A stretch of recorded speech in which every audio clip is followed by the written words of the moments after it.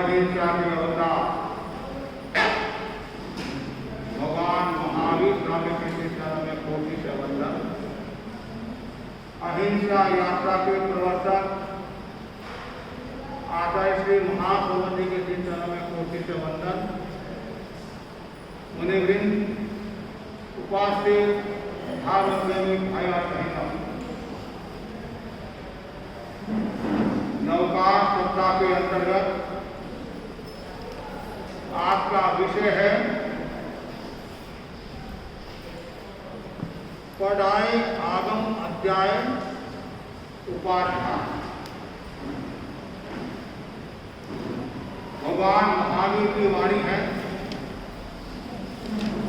आनेक चित्ते फलो अयम पुरुषे। ये मनुष्य अनेक चित्त वाला है, उसका स्वभाव अत्यंत चंचल है। चंचल मन को स्थिर कर सके, वशीभूत कर सके, उसका नाम है मंत्र। मंत्र एक शक्ति है। मंत्र प्रतिरोधात्मक शक्ति है। जो मंत्र की साधना करता है वह अनेक लक्ष्यों को प्राप्त होता है, और जो मंत्र की साधना करता है आरोग्य बोधि समाधि को प्राप्त होता है। मंत्रों में एक मंत्र है नमस्कार महामंत्र। नमस्कार महामंत्र ये मंत्रों का सरदार, ये मंत्र नहीं महामंत्र है। महामंत्र की जो साधना करता है वह विशिष्ट शक्ति को प्राप्त होता है। नमस्कार महामंत्र में चौथा जो पद है वह है नमो उपाध्याय। मैं उपाध्याय भगवान को नमस्कार करता हूं। बड़ा ही सुंदर कहा गया है, संसारी जीव शरीर के आधार पर टिका हुआ है, वैसे ही धर्म विश्व ज्ञान के आधार पर टिका हुआ है। ज्ञान कोई निराधार नहीं है, ज्ञान का आधार है, ज्ञान का मूल्य है। उनके लिए शास्त्रों की आवश्यकता रहती है, शास्त्रों का आलंबन रहता है। सामान्यतः जिन वाणी को सूत्र को आगम कहा गया है। आगम से तात्पर्य है, आ से तात्पर्य आप्तपुरुष, ग से तात्पर्य गणधनों द्वारा सूचित, म से तात्पर्य मुनियों द्वारा आचरित। इसका नाम है आगम। आगम सूत्रागम भी होते हैं, अर्थागम भी होते हैं और तदुव्यागम भी होते हैं। 3 प्रकार के भी आगम होते हैं। और एक समय था 84 आगम थे। अभी वर्तमान में 13 आगम की और थानावासी की परंपरा जो है वो 32 आगमों को मानती है, या उनके मिलते जुलते जो ग्रंथ हैं उनको भी स्वीकार किया गया है। मूर्ति पूजक परंपरा में 45 आगमों की परंपरा है और हमारे यहाँ 32 आगम, 11 अंग, 12 उपांग, 4 मूल, 4 छेद और 1 आवश्यक।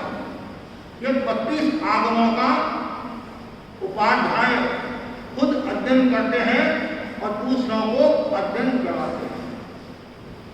उपाध्याय का बहुत बड़ा कार्य होता है। आचार्य प्रिंसिपल के समान होते हैं और उपाध्याय प्रोफेसर के समान होते हैं।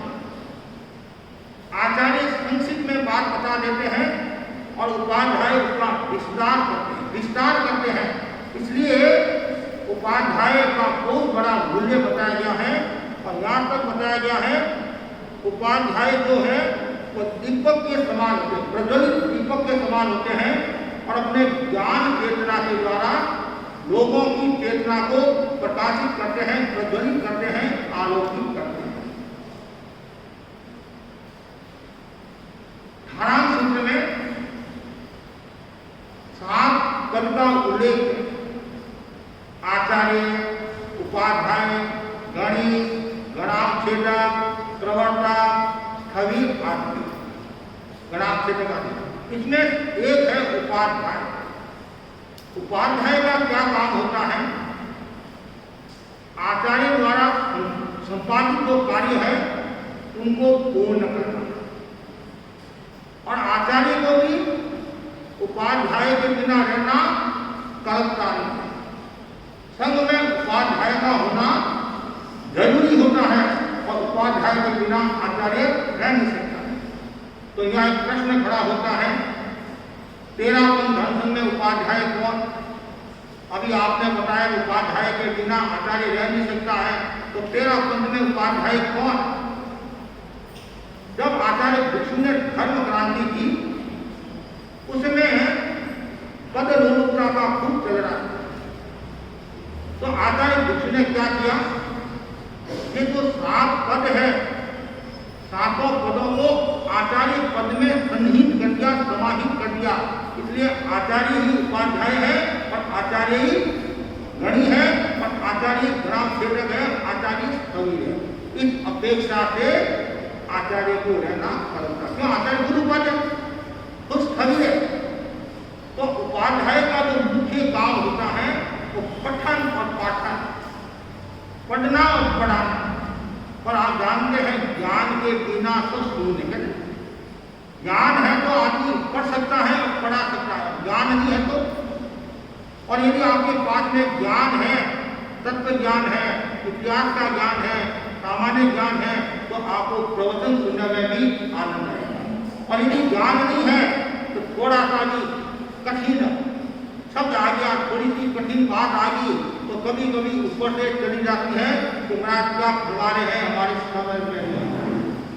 और जो तत्व ज्ञान का जिज्ञासु है, तत्व ज्ञान को जानने वाला है, तो हम उनसे प्रश्न करते हैं, धरती में गुणस्थान कितने पाते हैं, देवता में गुणस्थान कितने पाते हैं, देवता में वेश्या कितनी पाती है। तो जिनके पास में ज्ञान है वो फटाफट बता देगा, और जिनके पास में ज्ञान नहीं है तो वो क्या बोलेगा? महाराज पाए तो पाए, हमारे को क्या लेना देना, हमारे को क्या लेना देना, पाए तो पाए, हमारे को तो ये बताओ हमारा कल्याण कैसे हो, जीवन उपयोगी बातें बताओ। तो जीवन उपयोगी बातों का भी इतना मूल्य है और ज्ञान का भी इतना मूल्य है। ज्ञान के बिना आदमी हंसी का पात्र। इसलिए उपाध्याय का मुख्य जो काम होता है, खुद ज्ञान के इतने प्रकाशित होते हैं, ज्ञान के इतने ओतप्रोत होते हैं, उनके सामने कैसा भी प्रश्न आ जाए, जटिल से जटिल प्रश्न आ जाए, सामान्य से उनका वो हल कर लेते। क्यों? उनके पास में ज्ञान होता है, वो बार बार अध्ययन करते रहते, दिन भर तो पढ़ना और पढ़ाना। ये बहुत महत्वपूर्ण बात है। पढ़ने से भी ज्यादा पढ़ाने से ज्ञान बढ़ता है। कहते नहीं, पढ़ाने से मैंने खूब अध्ययन कर लिया और यदि मैंने किसी को पढ़ाया नहीं, किसी को मैंने ज्ञान नहीं दिया, तो वो मेरा ज्ञान रुक भी सकता है, अवरुद्ध भी हो सकता है और कभी कभी भूल भी जा सकता है। क्यों? मैंने उपयोग नहीं किया। इसलिए जितना ज्ञान है सारा उसका उपयोग होता है। जैसे ज्ञान प्राप्ति करना है तो उसके लिए स्वाध्याय, कल हमने प्रशिक्षण में बताया था, स्वाध्याय का मतलब क्या? 2 विचार सत्य के पास ले जाते हैं। स्वाध्याय का मतलब है स्वाध्याय, अपने आप को पढ़ना, उसका नाम स्वाध्याय। स्वाध्याय का बहुत बड़ा मूल्य है और स्वाध्याय के 5 प्रकार बताए हैं: वाचना, परीक्षना, परिवर्तना, अनुप्रेक्षा और धर्म करना। आप कोई भी विषय को पढ़ो, परिचित है अपरिचित है उस विषय को पढ़ो, पढ़ने के बाद में समझ में नहीं आए तो पूछो, फिर बाद में उसकी परिवर्तना, उसका रिवीजन करो, फिर अनुचिंतन करो और फिर धर्म कथा करो, लोगों को बताओ तो आपका ज्ञान परिपक्व हो। तो उपाध्याय का ये विशेष काम होता है, दिन भर पढ़ाने का काम करते हैं, 5 घंटा 7 घंटा जैसा अवसर होता है। तो इसलिए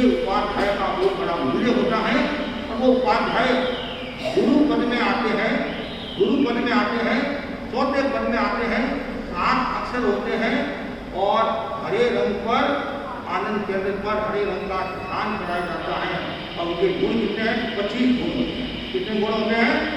11 अंग, 12 उपाम, पढ़ना और पढ़ाना, ये कितने हो गए? 25। और उपाध्याय की विशेषता क्या होती है?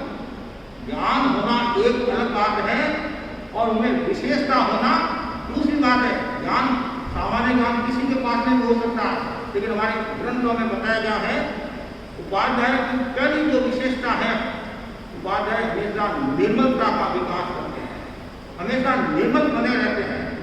जैसे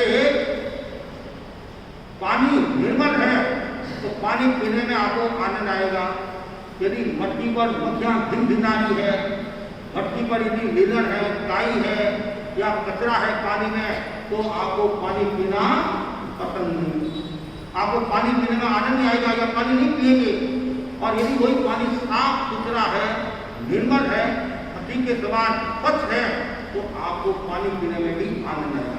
उसी प्रकार जो उपाध्याय होते हैं वो आत्मा से इतने निर्मल होते हैं, इतने स्वच्छ होते हैं, हर कोई उसके पास में आता है तो बड़ी आत्मीयता के साथ उनको ज्ञान देते हैं। दूसरा गुण बताया है जो उपाध्याय है वो हर पल हर क्षण जागरूकता, हर पल हर क्षण जागरूक रहते हैं, एक शर्मिक बर्बाद नहीं करते हैं और वो इतना सोचते हैं, इतना चिंतन करते हैं, यदि मैंने बर्बाद कर लिया, 5 मिनट की बर्बाद कर लिया तो मैं ज्ञान से वंचित रह जाऊंगा। मतलब 5 मिनट में आदमी कितना ज्ञान प्राप्त कर लेता है, खूब प्राप्त कर सकता है, 1 मिनट में भी ज्ञान प्राप्त कर सकता है। यदि कोई विशेष लब्धिधारी है, विशेष शक्ति संपन्न है, तो उपाध्याय होते हैं वो हमेशा जागरूक रहते हैं, बर्बाद नहीं करते हैं।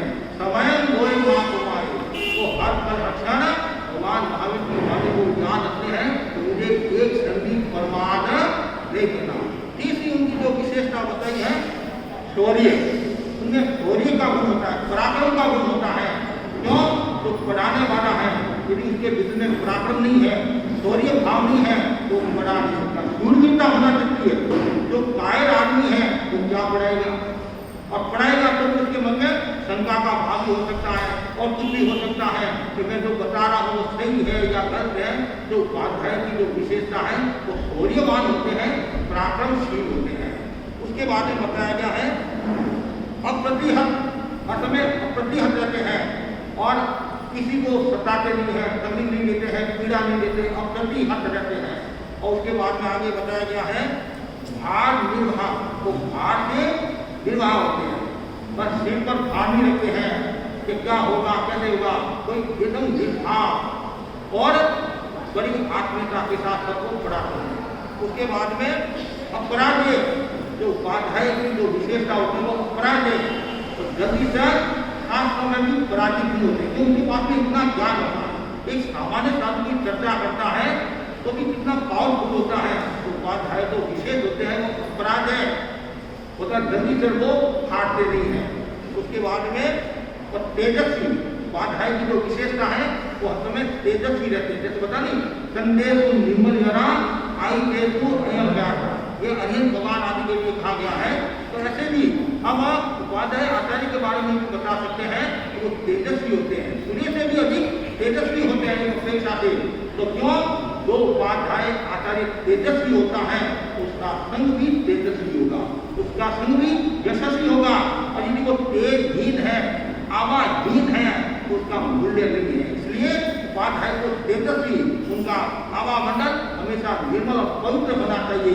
इसलिए यह बताया गया है कि आचार्य के जो भाष्यकार होते हैं उपाध्याय वो हमेशा तेजस्वी होते हैं। उसके बाद में बताया गया है आचार्य होते जो शुद्ध संपन्न होते हैं, ज्ञान संपदा से युक्त होते हैं, खूब ज्ञान होना उनके पास में, जबकि क्षेत्र काल भाव के ज्ञाता होते हैं और केवल ध्यान धर्म का ही ज्ञान नहीं, ध्यान आत्मा का ही ज्ञान नहीं है, अन्य दर्शनों का भी वो ज्ञान रखते हैं। क्यों?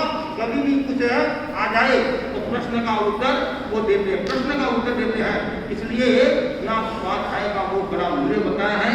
उपाध्याय शुद्ध संपन्न, उपाध्याय यदि शुद्ध संपन्न नहीं है तो संघ तेजस्वी नहीं हो सकता है, संघ बलवान नहीं हो सकता है, तो संघ आगे बढ़ नहीं सकता। क्यों?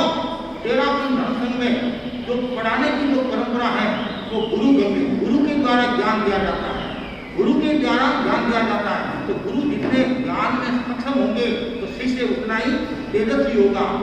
आचार्य कारुमणि के समय जो हमारे आचार्य तुलसी, आचार्य महाप्रभु जी, उन्हीं बुद्धमल जी, उन्हीं नगराज जी, ये जो के संघ चंद्रमुनि धर्ममुनि, तो आचार्य कारुमणि ने खुद ने उनको प्रशिक्षित किया, खुद ने उनको ज्ञान दिया, फिर आगे तुलसी ने उनको आगे बढ़ाया। क्यों? गुरु के बिना ज्ञान नहीं होता है, गुरु के बिना। इसलिए उपाध्याय का जो मुख्य काम होता है, पढ़ना पढ़ाना तो होता ही है, वो खुद शुद्ध संपन्न बनेगा तो वो आगे बढ़ा सकेगा। आज हमारे धर्म संघ में आचार्य फरमाते हैं कि भाई अमुक संघ के पास तुम जाओ, वो तुम्हारे को समस्या का समाधान देंगे। तो आचार्य को विश्वास है कि ये साधु सही उत्तर बताएगा, यदि उसके ध्यान में नहीं है तो खोज करके बताएगा। आचार्य भी हर किसी को नहीं कहते कि तुम उसके पास से उत्तर ले लो, तुम उसके पास से उत्तर ले लो। आचार्य को जैसे ये बहुत श्रुत है, शुद्ध संपन्न है। जैसे हमारे बहुत परिषद के सदस्य कौन है? श्री महेंद्र कुमार स्वामी, महेंद्र कुमार स्वामी।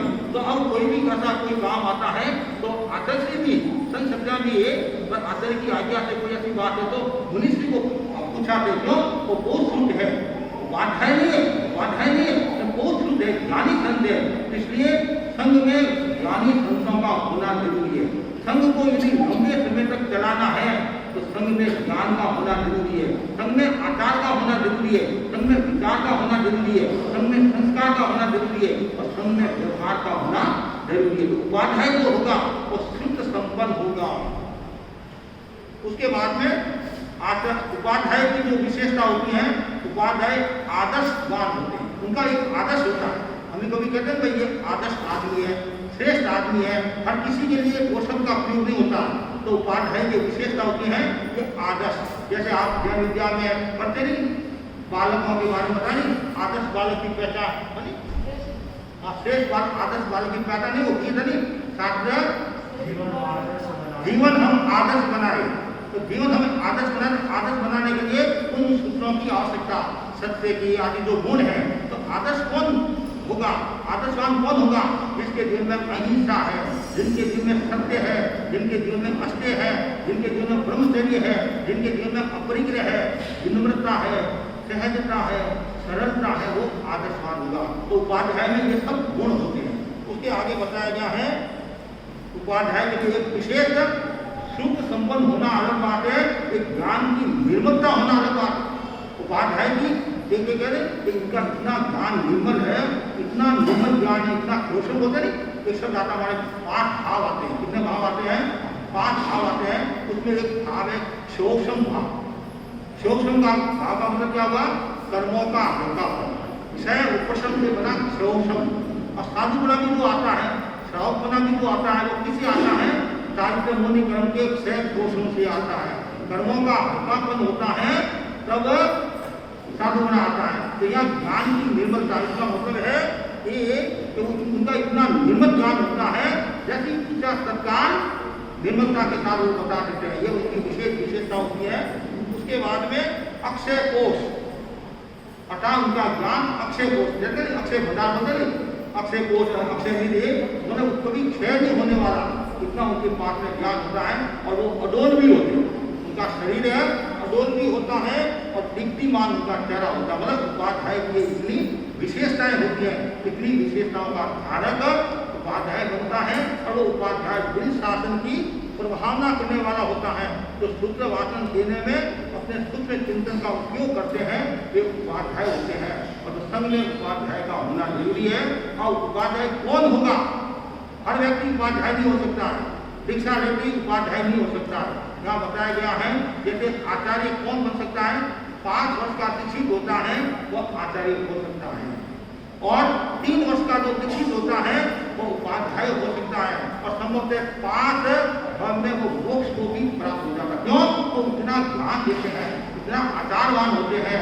और ऐसे आप एक प्रश्न खड़ा हो सकता है, क्या साध्वी आचार्य बन सकती है?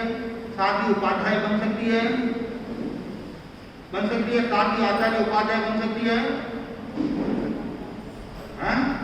साध्वी आचार्य भी बन सकती है, उपाध्याय बन सकती है। तो फिर प्रश्न खड़ा होगा 13 पद में आदि में कोई आचार्य नहीं बना, कोई उपाध्याय नहीं बनी, तो फिर कैसे? कभी कभी तो योग्य हुई होगी, लेकिन इसका व्यवहार सूत्र आदि में बताया गया है। साध्वी आचार्य कब बन सकती है? जब संघ में कोई साधु आचार्य के लायक नहीं हो, उपाध्याय के लायक नहीं हो, एक बार। दूसरी बात, कम से कम 60 वर्ष की दीक्षित होना। कितनी? 60 वर्ष की दीक्षित साध्वी, अर्थात केवल 70 वर्ष की साध्वी, कम से कम 70 वर्ष की साध्वी आचार्य बन सकती है। तीसरी बात है, उपाध्याय 30 वर्ष की दीक्षित साध्वी उपाध्याय बन सकती है। और उसके लिए नियम यही है, संघ में यदि कोई साधु आचार्य के लायक नहीं है, ऐसी स्थिति में साध्वी आचार्य बन सकती है। और जैसे ही साधु आचार्य के लायक हुआ, उसको पद से इस्तीफा देना पड़ता है। क्यों?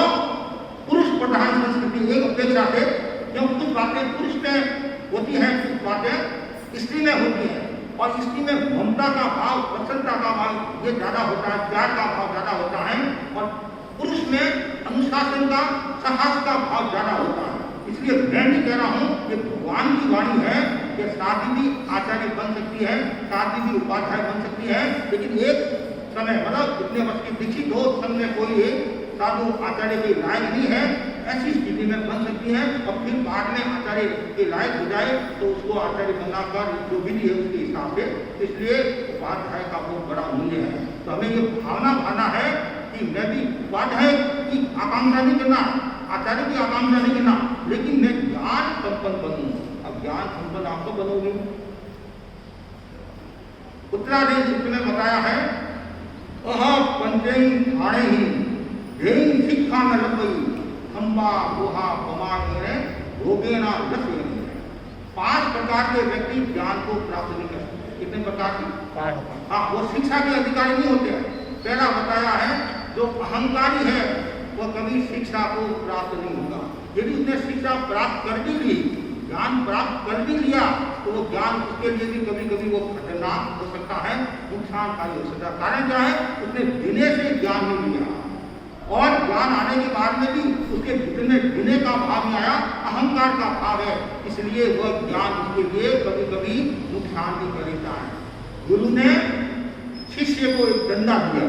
क्या डंडा दिया? एक डंडा दिया। और गुरु ने कहा, बेटा इस डंडे की विशेषता ये है कि तू जिसके सामने ये डंडा करेगा, तो सामने वाले व्यक्ति में कितने अवगुण हैं, वो सारे के सारे, जैसे ये डंडा, ये वो डंडा नहीं, ये तो होगा है, ये तो होगा, ये डंडा नहीं है। हाँ, तो ये जैसे ये रजोहरण है, तो जैसे वो होगा डंडा सामने करेगा, तो सामने वाले व्यक्ति के भीतर में कितने अवगुण है, वो सारे के सारे। ठीक है, गुरु जी ने मंत्र दे दिया, डंडा दे दिया, और शिष्य के मन में आया, पहले मैं गुरु की परीक्षा करूंगा। आप सब होशियार, इसलिए कहा गया नहीं, आज हर बेटा माँ से ज्यादा समझदार, आज हर बेटा माँ से ज्यादा समझदार है, और आज हर बहू सास से ज्यादा समझदार है। तुम किस शताब्दी की बात करेंगे मेरे दोस्तों? आज हर कली गुरु से ज्यादा वजनदार है। छोटा बच्चा भी क्या बोलता है, दादाजी पिताजी को साथी बुद्धि न थी, आपको कुछ नहीं आता है। मेरे को कितना ज्ञान आता है, ABCD जिसमें निकला गांधी जी ने खाई दाल, जिसमें निकला मोतीलाल, आपको आता है क्या? मेरे को कितना आता? मेरे को ABCD आती है। और एक कदम और आगे बढ़ गया, पिताजी ध्यान रखना, जब मेरी शादी होगी मैं आपको शादी में नहीं ले जाऊंगा। पिता ने कहा, मैंने ऐसे कौन सी गलती की कि जब आपकी शादी हुई आप मेरे को लेकर नहीं गए, मैं भी आपको लेकर नहीं जाऊंगा। ये है समस्या। तो जिसके भीतर में अहंकार होता है वो कभी शिक्षा को प्राप्त नहीं होता। दूसरा बताएं, जो क्रोधी है वो कभी शिक्षा को प्राप्त नहीं होता। क्यों? वो बार बार क्रोध करता है, क्या शिक्षा को प्राप्त करेगा? छोटी छोटी बातों में उलझता है, छोटी छोटी बातों में अहंकार करता है, छोटी छोटी बातों में लड़ाई करता है, तो कभी शिक्षा को प्राप्त नहीं होता। तीसरा बताएं, जो प्रमादी होता है, धर्म के प्रति उत्साह नहीं है और लगन नहीं है, वो भी शिक्षा को प्राप्त नहीं होता है। चौथा बताएं, जो रोगी होता है, मन से वचन से काया से जो रोगी होता है, वो भी शिक्षा को प्राप्त नहीं होता है। और पांचवा, जो श्रम से विहीन है, जो आलसी होता है। आलसी का मतलब जो श्रम नहीं करता, मेहनत नहीं करता, पुरुषार्थ नहीं करता है। आदमी सीखना कर तो सकता है, ज्ञान कर सकता है, लेकिन वो आलस के वशीभूत होकर नहीं करता है। तो 5 प्रकार के व्यक्ति शिक्षा को प्राप्त नहीं होते हैं। और शिक्षा को प्राप्त कौन होते हैं? ज्ञान से संपन्न कौन होते हैं? जो कुतूहल नहीं करते हैं, हास्य नहीं करते हैं और असत्य नहीं बोलते हैं, विनय रखते हैं, वे व्यक्ति ज्ञान को प्राप्त होते हैं। तो आज को जो हमारा विषय है पढ़ाए आगम अध्याय उपाध्याय, तो हम ज़्यादा से ज़्यादा ज्ञान को प्राप्त करें और ज्ञान प्राप्त भी करना है तो विनय की आराधना करनी पड़ेगी। और आप जानते हैं निद्रा के जो 12 भेद है उनमें एक भेद कौन सा है? आभ्यंतर तक कौन सा? विनय है। विनय का मतलब क्या है? अनाशासना को मान कर्म से विनय, जो आशासना नहीं करना और बड़ों का अपमान करना वो विनय है। वो क्या है? विनय है। और विनय को आभ्यंतर तक का है और विनय को विटामिन सी का है और व्यक्तित्व विकास का मूल मंत्र विनय बताया। और जितना ज्यादा विनय होगा उतना ही व्यक्ति ज्ञान को प्राप्त होगा।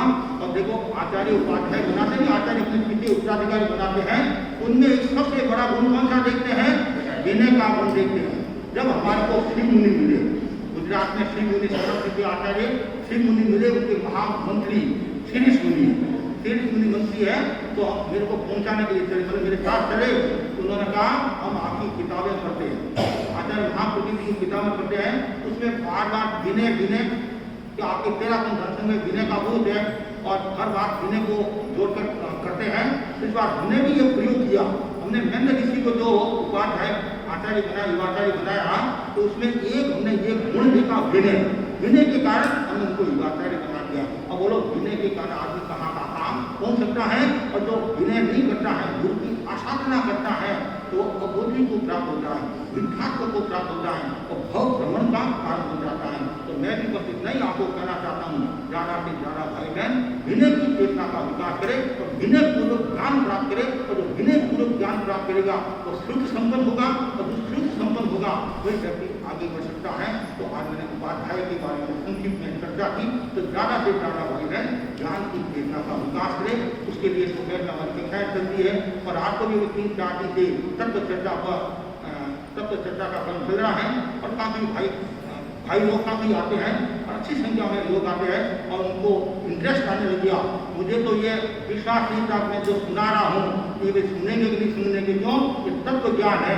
लेकिन मुझे ऐसा एहसास हुआ, महसूस हुआ कि हमारे भाई जिज्ञासा के साथ सुन रहे हैं। और कुछ लोगों का एक कॉमेंट भी आया कि रोजाना नहीं चला सकते तो कम से कम एक सप्ताह में।